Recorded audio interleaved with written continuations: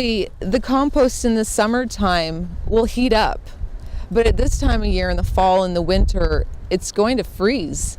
Is there going to be anything happening in the compost area over this winter months? Oh yes.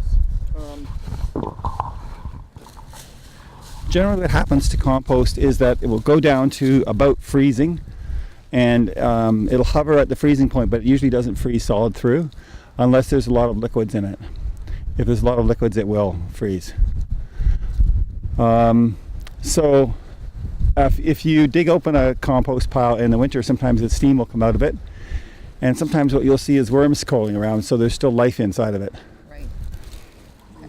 When we think about compost, most people just think, it's rotten stuff.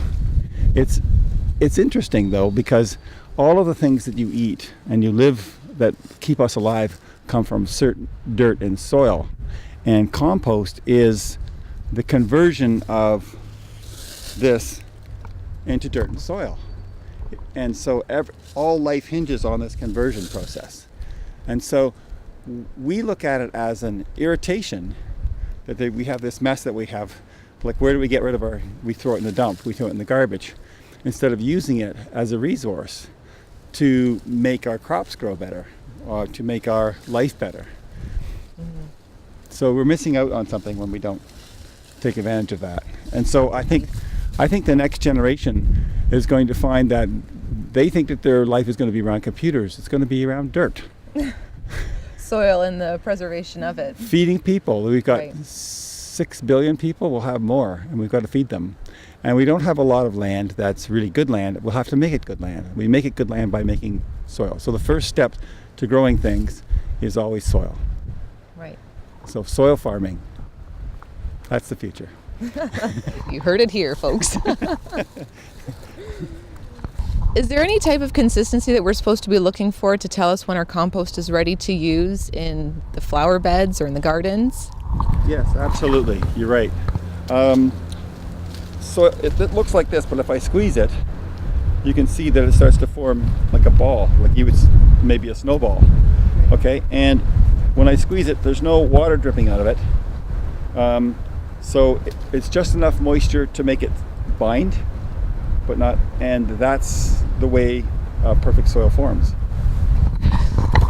So after adding this into your gardens, is there an amount that you're supposed to add? Can you just add it at will, like as much as you've produced?